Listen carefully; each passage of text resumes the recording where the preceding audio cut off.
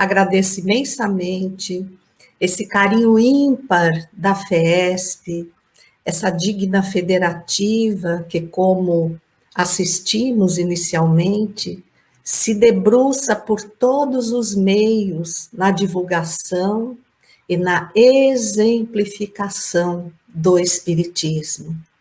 Cumprimento todos os trabalhadores da FEESP, através do seu presidente, Roberto Watanabe, da Vera, ou agora, melhor dizendo, das Veras, porque foi a Vera Milano que nos contactou, mas cumprimento você, onde esteja, irmão da alma, servidor do Cristo, manifestando no coração o firme propósito de servir ao bem na terra. Cumprimento todos os amigos que, com essa mesma inclinação, utilizam os meios disponíveis para levar a divulgação espírita a todos os cantos da terra.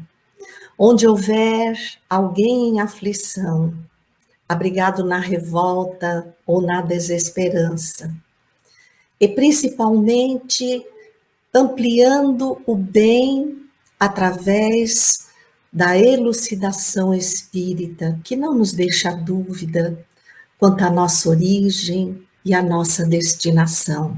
Que o Senhor Jesus, mestre e condutor da terra, envolva-nos os corações e que ao término desta primeira fala da manhã de sábado, nós estejamos com o coração em louvor, em gratidão, para ouvir as leis morais através de outros companheiros devotados ao mesmo fim. Nós resgatamos no livro Emmanuel, do benfeitor Emmanuel, e temos assumido um compromisso de que o espírita precisa trazer mais a presença dos livros espíritas, os livros da codificação, os subsidiários, a obra de André Luiz, de Emmanuel. Fiquei tão feliz quando ouvi agora a área de divulgação e de ensino falarem da forma como conduzem as suas tarefas. Mas estudar as obras de Leon Denis, confesso que me emocionei, porque é, infelizmente, até agora, uma raridade no meio espírita. Tomo do livro Emmanuel, iniciando o seu capítulo 1, fazemos que este momento seja dirigido por esse benfeitor, Emmanuel, às almas enfraquecidas. Minhas palavras de hoje, diz o benfeitor, são dirigidas aos que ingressam nos estudos espiritistas, tangidos pelos azorragues impiedosos do sofrimento, no auge das suas dores, recorreram ao amparo moral que lhes oferecia a doutrina e sentiram que as tempestades amainavam. Seus corações reconhecidos voltaram-se então para as coisas espirituais. Todavia, os tormentos não desapareceram. Passada uma trégua ligeira, houve recrudescência de prantos amargos. Experimentando as mesmas torturas, sentem-se vacilantes na fé e baldos do entusiasmo das primeiras horas. E é comum ouvirem-se as suas exclamações: já não tenho mais fé, já não tenho mais esperanças. Invencível abatimento invade-lhes os corações tíbios e enfraquecidos na luta, desamparados na sua vontade titubeante e na sua inércia espiritual.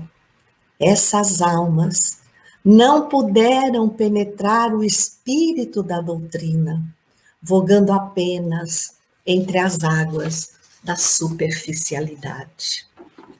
Emmanuel, esse profundo conhecedor da alma humana, cuja história se perde nos ecos do tempo e que começamos a conhecer através das mãos de Chico Xavier, no livro Há 2000 anos.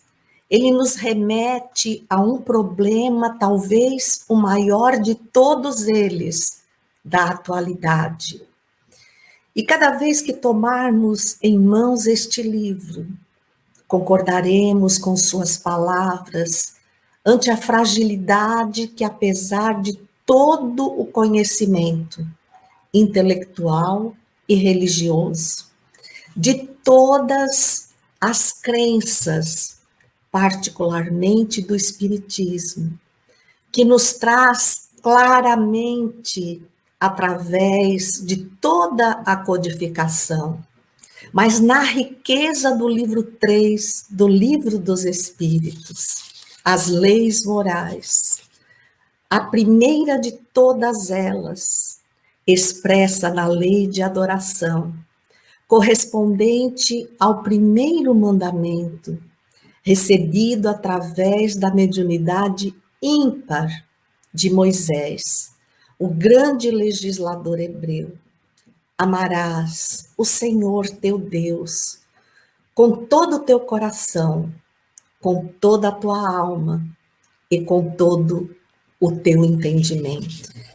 E acreditamos que, por ser uma lei, ela está totalmente sedimentada no nosso coração. Mas não é verdade. Como espíritos imortais, saímos todos das mãos do Criador, que utilizou o fluido cósmico universal traduzido pela matéria mental de Deus. E deu e fez o princípio da matéria e o princípio do espírito.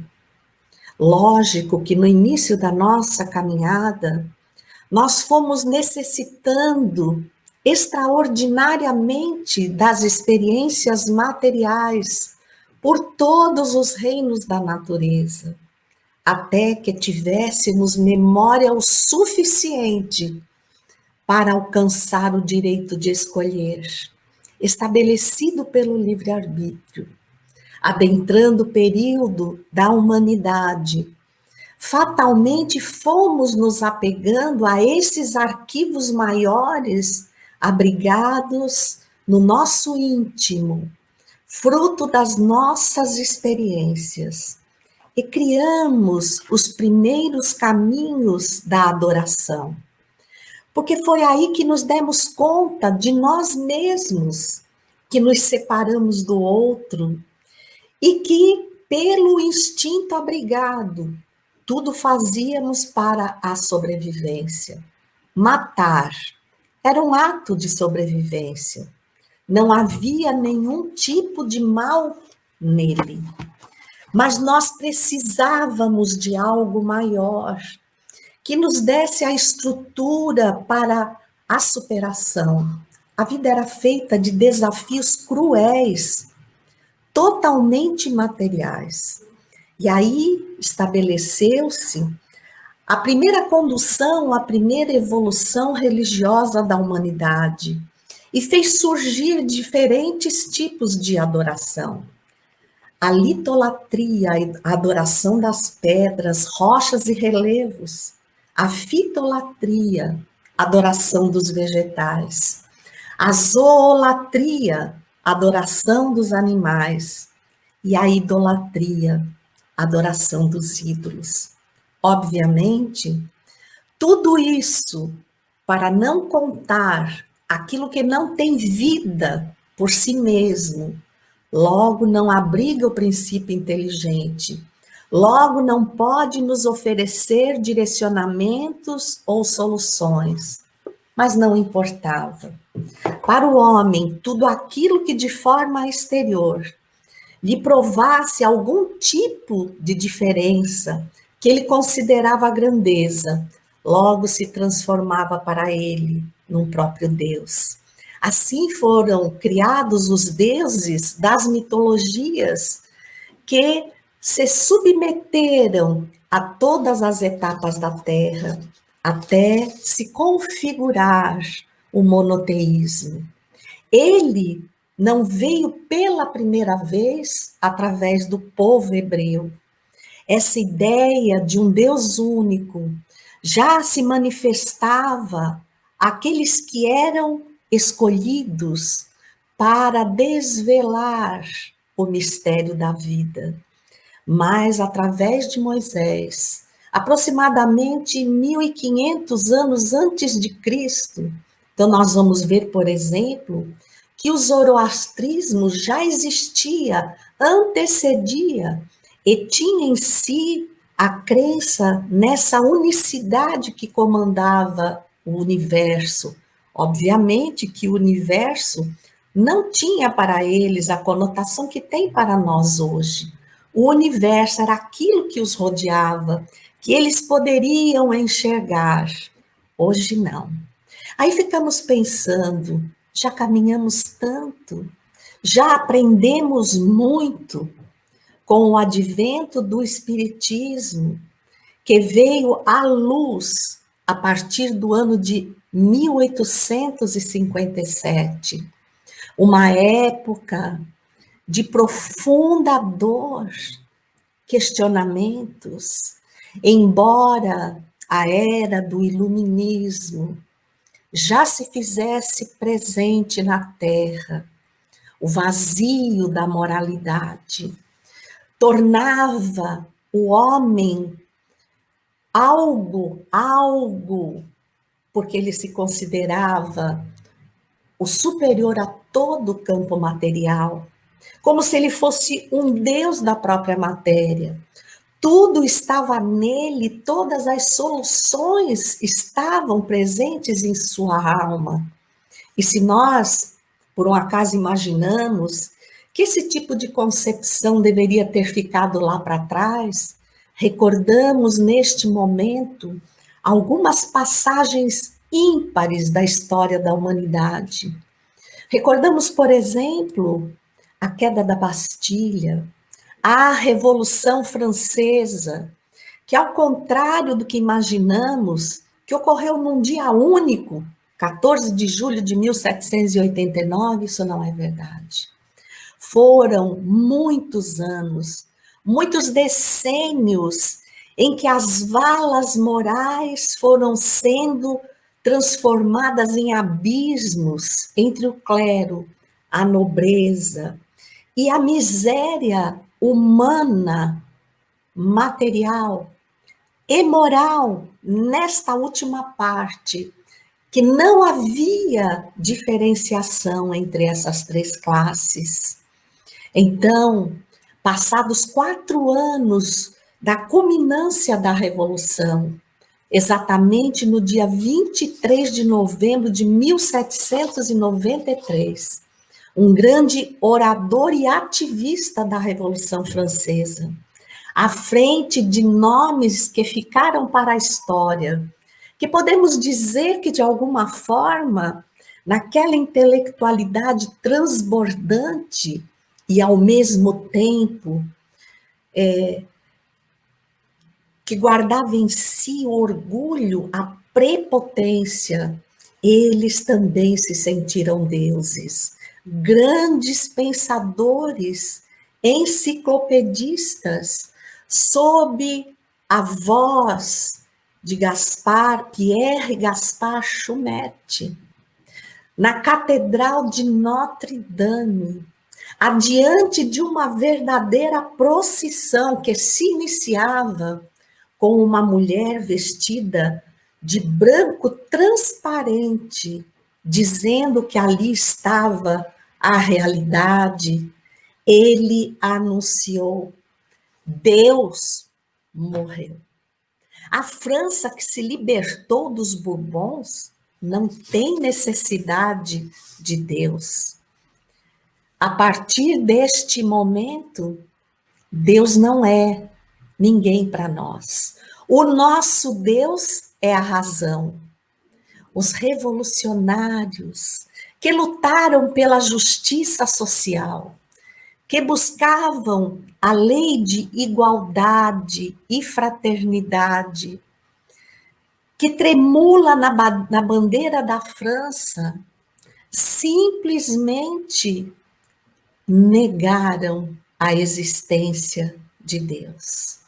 A partir desses momentos, aquelas igrejas foram esvaziadas, o clero expulso, e no lugar delas, como a famosa La Madeleine, em Paris, transformaram em panteões com estátuas de Rousseau, Voltaire, Benjamin Franklin e outros supostos iluminados apenas da intelectualidade.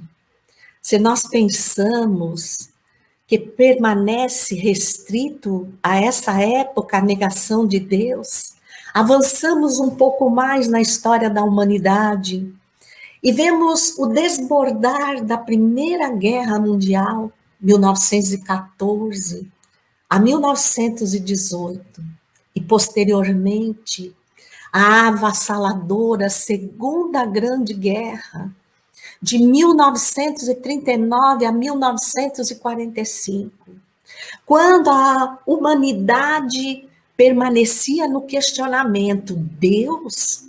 Se houvesse um Deus, com todo o poder que se lhe aponta, ele não permitiria que um pai de família corroído pela dor de ver a fome, a penúria e a destruição, se visse obrigado a oferecer como mercadoria uma filha ou duas em tenra idade para a volúpia cruel dos soldados, a fim de angariar uma única barra de chocolate que pudesse sustentar por um pouco mais a vida do restante da família.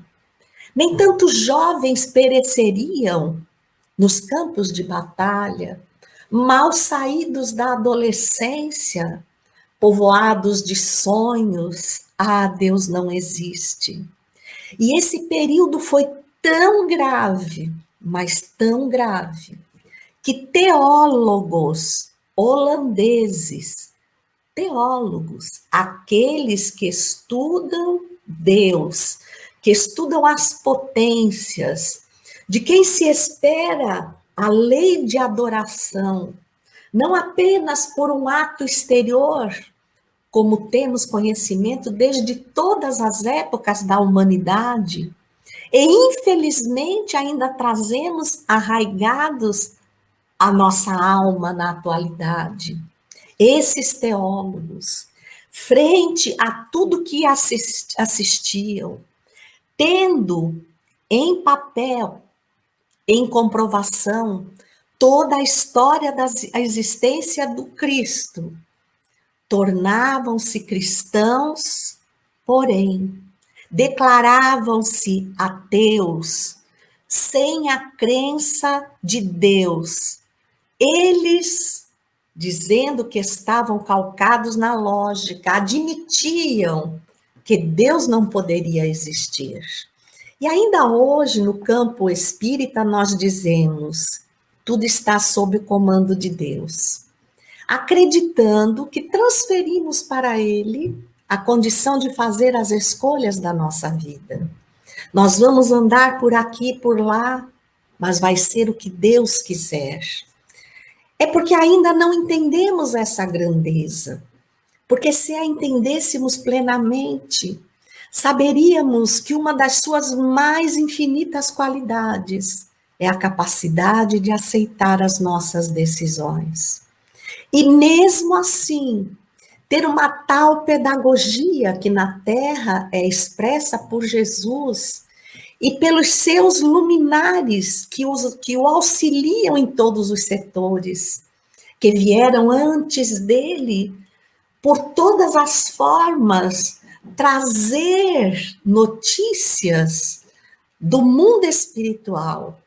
Porque nós podemos até parar aqui e refletir que o próprio fenômeno mediúnico, do qual temos notícia em qualquer condição, nós vemos no Velho Testamento, ele explícito, a própria situação dos 10 mandamentos através de Moisés, foi uma manifestação física da mediunidade excepcional do grande legislador hebreu. E foi por conta dessas manifestações colaboraram exatamente para a multiplicidade dos deuses. Então eu queria ter alguém que fosse responsável por mim, fosse na agricultura, fosse no sentimento, fosse na sabedoria. Então essa multiplicidade que deu origem aos mitos, às lendas, à própria mitologia, que para cada situação estabelecia um Deus diferenciado, um Deus que até muitas vezes tinha vivido aquela época e pela grandeza da sua condição, pela forma como se destacou dos demais, adentrado o patamar da morte era endeusado. Dava-se a ele poderes capazes de resolver os nossos problemas. E era tão bom, não, porque eles estavam próximos, nos entendiam. Essa condição de um Deus, uma inteligência suprema, causa primeira de todas as coisas, na pergunta 1 do Livro dos Espíritos, nos dá a ideia de que ele perdeu aquela forma antropomórfica que o fazia parecer tanto conosco. E não vemos a sua misericórdia aplainar as nossas dores, multiplicar as esperanças da terra, criar pedagogias infinitas para alçar aqueles que têm ficado para trás, e nós mesmos, que poderíamos ter ido tão adiante. A lei de adoração é um estado inato da nossa alma. Aqui dentro, mais instinto ou mais razão, mesmo aqueles que se dizem ateus, buscam uma ideologia de potências divinas em direção aos efeitos que observam. A adoração exterior, e nós gostamos muito, como falamos no início, de criar o hábito do espírita, de estar com os livros espíritas em suas mãos. Nós temos negligenciado, às vezes, uma vírgula ou uma palavra que, na inteligência de Kardec, e no exalar das respostas desses tutelares espirituais que ombreiam com Jesus. Quando nós falamos isso, nós recordamos que há 3 ordens de espíritos. Jesus está no topo da primeira ordem, dos espíritos puros, aqueles que são infalíveis, mesmo na reencarnação, e que exalam em comunhão indescritível toda a vontade de Deus. Os co-criadores em plano maior, que com a matéria mental de Deus ou fluido cósmico universal dão moldes às galáxias infinitas no espaço, tanto quanto ao verme que rasteja na sua condição evolutiva, no seio da Terra, na qual pisamos com a situação maior de poder olhar as estrelas, o céu, e adorar a Deus de uma forma mais ampla e mais condizente com as luzes que o Espiritismo nos trouxe. Mas desvencilharmos-nos do instinto Não parece coisa tão fácil e nem tão pouco isso acontecerá. As pessoas pensam que com o viver deixaremos de ser instinto, seremos só razão, mas não é verdade. O instinto será sempre a biblioteca das nossas experiências, onde vamos continuamente fazer a releitura de cada uma delas, com um olhar diferenciado. Através dele alavancaremos essa adoração, que deixará de ser exterior para se manifestar através de nós, íncita na própria evolução que conquistamos. Estamos diante do maior desafio. Esta pandemia que chega até nós, que simplesmente, obviamente, não foi uma escolha nem de Deus, nem uma decisão de Jesus dizer, olha, essa humanidade está mesmo difícil de aprender. Então, que tal nós criarmos no laboratório invisível um vírus para ver se eles despertam? Claro que não. Na excelência da obra mais recente de Joana de Ângeles, Vidas Vazias, pela mediunidade abençoada de Divaldo Franco, que vimos ontem, nos seus 93 anos, exalando uma doçura e um respeito à Federação Espírita do Estado de São Paulo, pela excelência da sua dedicação à doutrina espírita.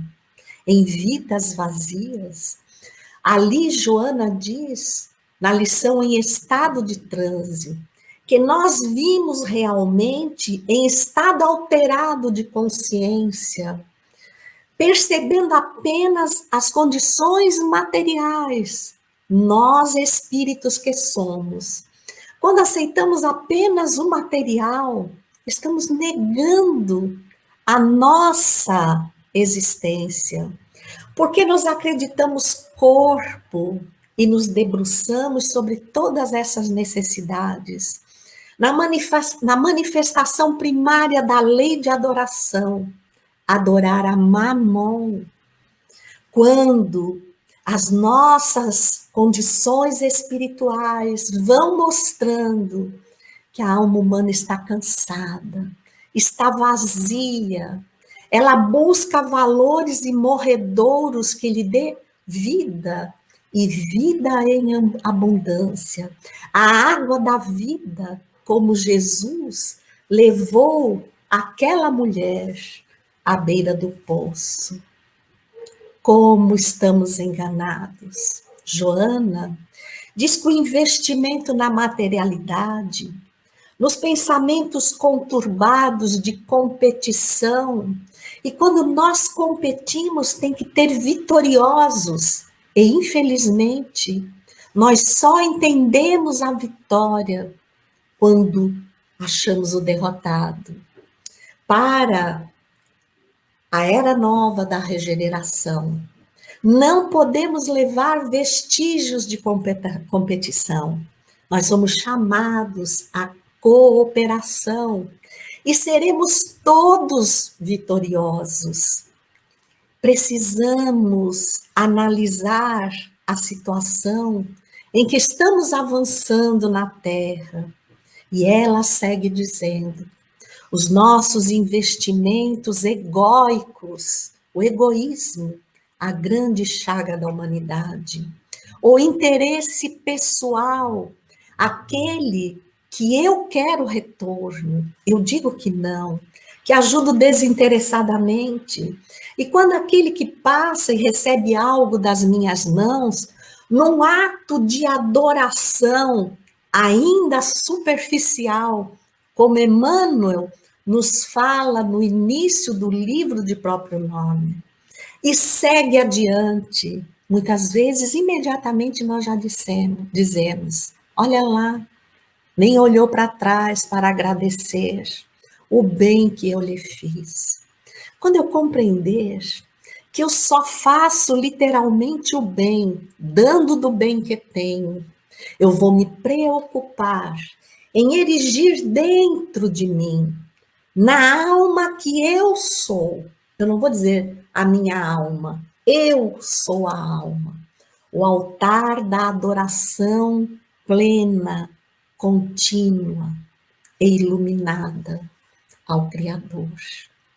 Então, Joana disse que esse investimento na competição, no pessimismo, na mágoa, no ódio, nos sentimentos vulgares dos quais precisamos nos libertar, e está lá no capítulo 17, conhece-se o verdadeiro espírita pelo esforço que faz em domar as suas más inclinações, mas não é fácil, não é.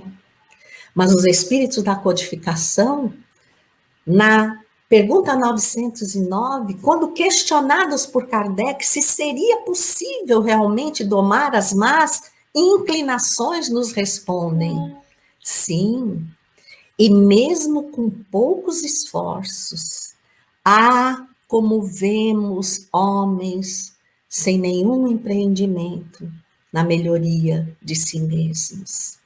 Então, adorar a Deus, adorar a Jesus, adorar aos espíritos que semeiam e proliferam o amor.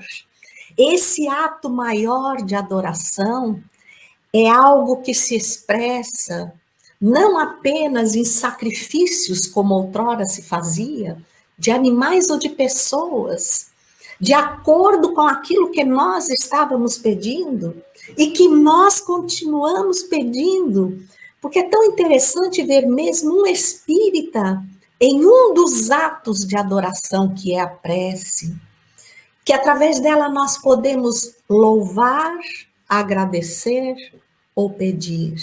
O que é que comumente fazemos? Pedimos. Achamos-nos sempre deserdados e continuamos pobres de espírito, no mau sentido, não no sentido da humildade, da abertura, daquele que se debruça sobre a lição e a enfrenta em todos os seus obstáculos, num ato de adoração, através do esforço de cada dia. Hoje, o ato maior de adoração é seguir fazendo aquilo que aprendemos até agora. Esse é o momento maior de adorar a Jesus, porque é seguir os seus passos, a sua exemplificação. Mas o resultado do mundo, esse investimento nos maus sentimentos, se materializou, se adensou, carregando de nós o nosso DNA espiritual doente. E veio à luz, e a humanidade batizou de Covid-19. É por isso que, embora a luta da ciência, nós dizemos, a ciência descobre e outras doenças virão. Elas são a prova de que há doentes, porque sem os doentes não há doenças. Nós, os doentes, exalamos essa energia que traz vida às doenças, e ela veio particularmente nos clamar a lei de adoração. Nós precisamos sair das nossas casas espíritas. Nós precisamos sair daqueles momentos marcados disciplinarmente, em que comparecíamos à casa, mas quem sabe com que alma ali levávamos a nossa presença? Será que ainda num ato externo de adoração? Porque a grande adoração do espírita é levar a teoria do centro, o estágio que o centro nos oferece. A FESP tem um campo vasto, porque se eu aprendo as leis morais, eu vou para a obra Fabiano de Cristo, eu vou para aqui, para colar, para a creche, para o lar da melhor idade, para as escolas, para as gestantes e exercito como um estagiário como é colocar em prática a teoria que eu venho aprendendo. Aí, Jesus disse, é hora de ir aos gentios. Lembram? Que Jesus foi aos gentios. Lembram que Moisés, ao trazer as mais de 600 leis saneadoras das condições humanas, entre os 10 mandamentos, que vão se expressar através das 10 leis morais que sabiamente Kardec inseriu na obra da codificação, e nós precisamos perceber isso.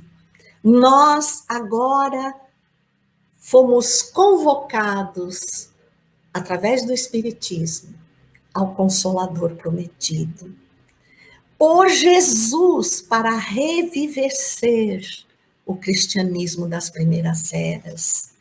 A nossa tarefa não é fácil, não é, porque Jesus inicia a sua caminhada e está muito sabiamente colocado no Evangelho: eu não vim destruir a lei, eu vim dar-lhe maior entendimento.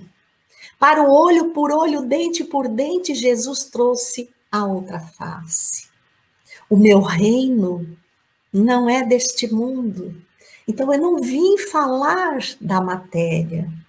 E este instante em que nós, habilmente, intelectualmente avançados, mas devendo à moralidade, conseguimos construir na nossa casa mental, cada um contribuindo com o seu pouco, um coronavírus.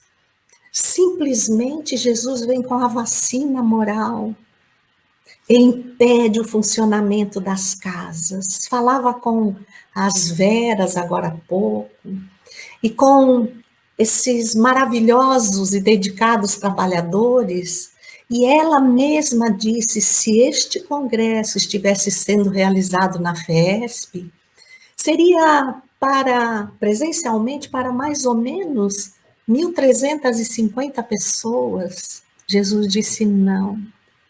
A dor humana clama em lugares da terra, onde não existe a presença de uma religião, todas abençoadas pelo Cristo, para levar a verdade aos gentios, que somos todos nós, cada um achando que está com a sua razão, numa parcial lei de adoração ainda profundamente exterior. Quantas almas estão dentro da ambiência da FESP neste momento, exalando a adoração maior que é a gratidão e podendo elevar uma das suas manifestações, que é a prece, mas assumindo com o Cristo o comprometimento de, ao sair desta conexão virtual, continuarmos conectados a Ele, através desse Wi-Fi divino, que só cai quando nós desligamos e voltamos os nossos olhares para a materialidade, lá fora, a poucos passos de mim e de você, a dor urge. É lá fora que precisam dos espíritas. É lá fora que nós adoramos a Deus e a Jesus. Seguindo neste ato, dando continuidade ao primeiro mandamento. Amar a Deus sobre todas as coisas, de toda a alma e de todo o entendimento. E ao meu próximo, como a mim mesmo. Demonstrando que perante Deus somos todos absolutamente iguais. Disputamos o quê?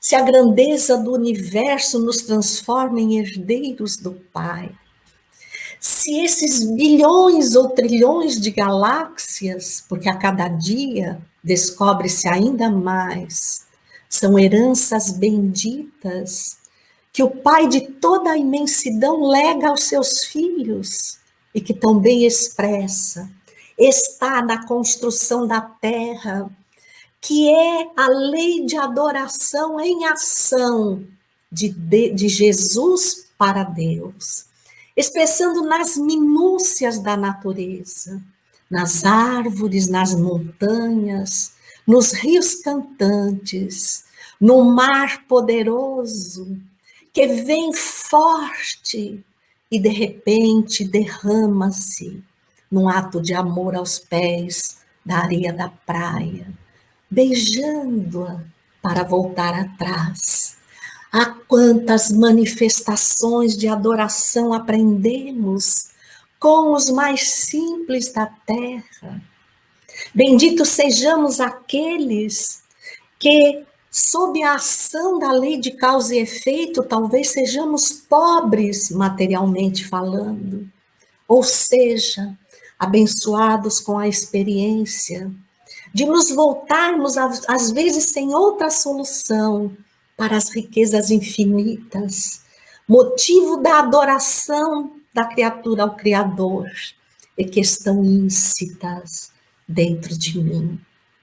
Maria do Rosário nos envia uma mensagem intitulada O Ouro e o Pão, e nos diz que acreditamos que precisamos do ouro para comprar o pão, mas ela não se refere ao pão do dia a dia, ela se refere ao alimento da alma, daquele instante de comunhão maior com o Criador, em que repartimos tudo o que temos e permanecemos fartos, abundantes, e nos tornamos, sim, profundamente necessitados de contribuir com o bem na terra, atendendo aos mais pequeninos, dentro do nosso lar, no seio da nossa família. O primeiro grupo espiritual para quem Jesus nos enviou para dizer: honra teu pai e tua mãe, honra, reconhece-os em obediência. E se eles não te oferecerem tudo o que precisas, lembra-te, o que ainda precisas tu consegues. Mas se eles não tivessem te dado a vida, clamando-nos a adoração, a criação bendita. Agora que nós acreditamos que as sombras envolvem a terra, que muitos de nós se fecham nos próprios lares, na repetição de palavras, como se fôssemos um coral, mas um coral viciado, cantando as mesmas músicas, sem viver o espírito da canção. Adoremos a Deus em atitudes, deixando transbordar de nós mais sorrisos, mais olhares complacentes, estendendo as nossas mãos e dizendo: bendito sejas, Senhor do céu e da terra. Bendito sejas que nos legastes o exemplo maior, nosso guia e modelo. Guia é para nos conduzir, modelo é para imitarmos por onde estamos indo. Mas só há escuridão? Não.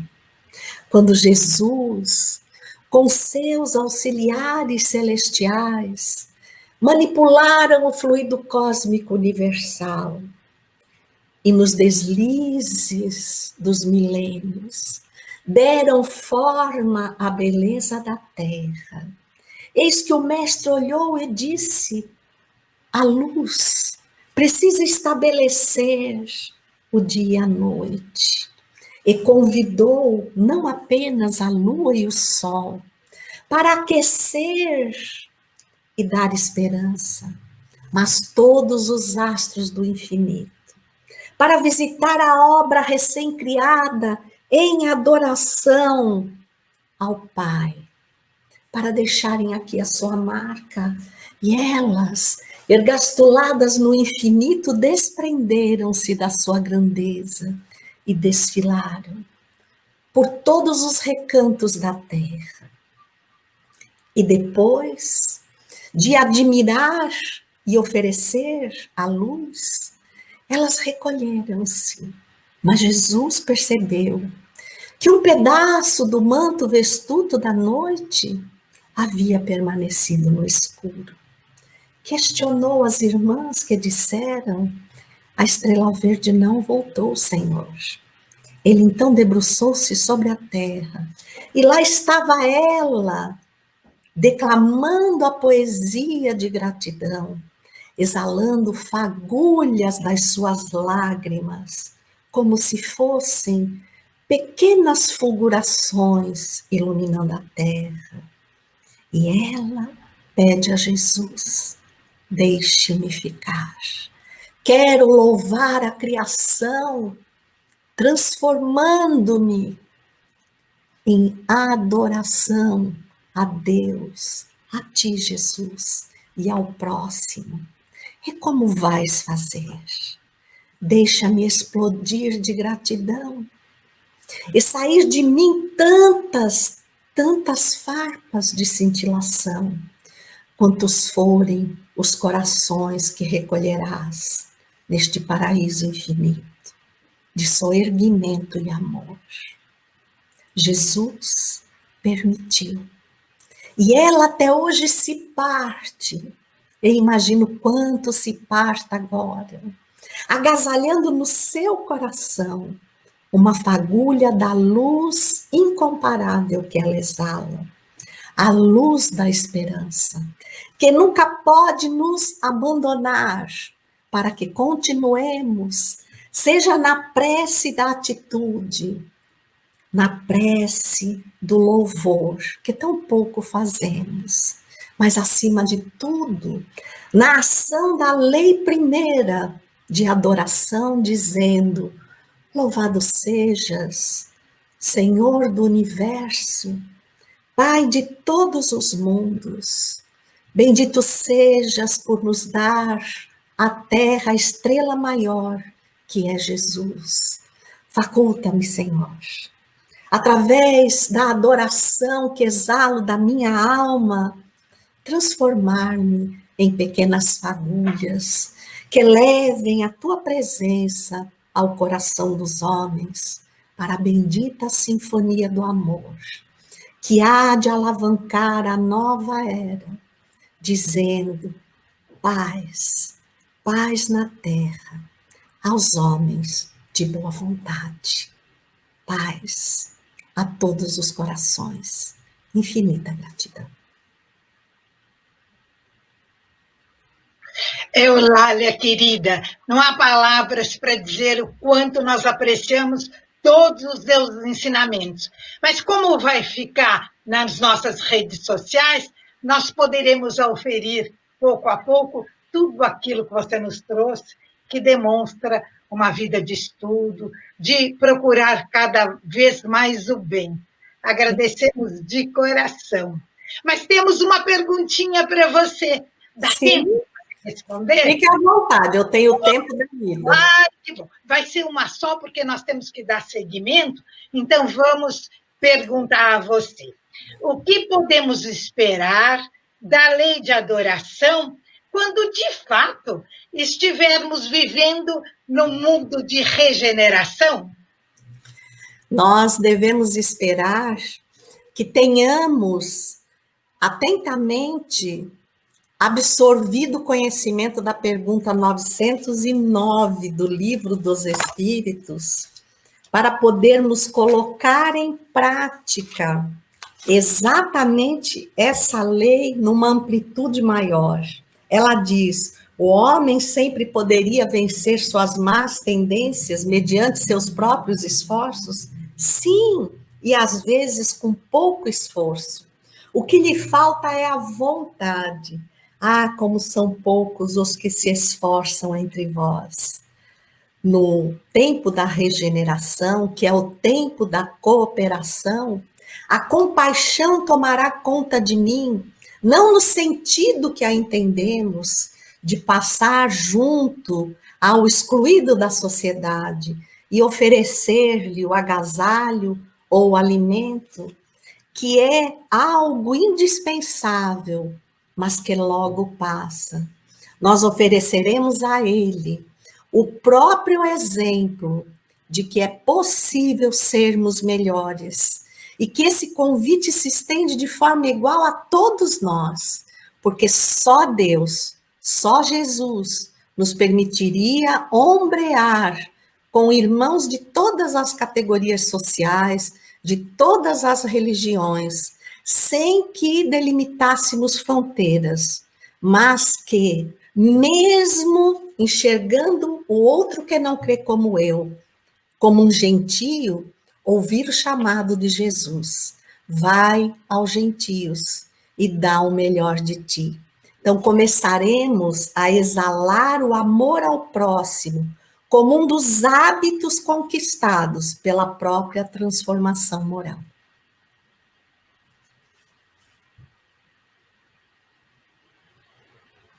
Tá sem som, Verinha. Obrigada, Eulália. Você vê, além de responder, ainda me ajuda. Isso é que é a verdadeira fraternidade. Eulália, muito obrigada. Gostamos tanto que vamos fazer mais uma. Será possível responder para nós? Claro, meu bem. Opa! Olha, as preces que fazemos por nós mesmos podem modificar a natureza das nossas provas e desviar-lhes o curso? A gente tem que lembrar que a lei de causa e efeito ela não pode ser derrogada. Então, quando nós vimos com algumas provas indispensáveis, e eu estou reestudando Memórias de um Suicida, nos seus capítulos finais isso fica tão claro, que nós, quando desvestidos do corpo, não apenas ansiamos, como percebemos quão indispensáveis são para o nosso espírito aquelas provas. Mergulhados no campo biológico, que nos restringe, que nos apouca a compreensão espiritual, nós acreditamos que seria uma bênção nos libertarmos dela. Então, a prece nos conecta, quando feita de coração, conforme está aqui em O Livro dos Espíritos, no item a prece. Então, nos conecta à espiritualidade benfeitora, que nos inspirará a sermos criaturas mais resistentes, a olharmos as provas, não com a contundência do sofrimento ou da dor, mas como a expressão da confiança que nos foi legada. Quando efetivamos esse pedido e tivemos atendido na vida, na reencarnação, para infinitamente degustarmos, essa é a palavra, a difícil provação, como o aluno que enfrenta a matéria nova, ciente que vai sair dela infinitamente mais rico e preparado para a caminhada espiritual.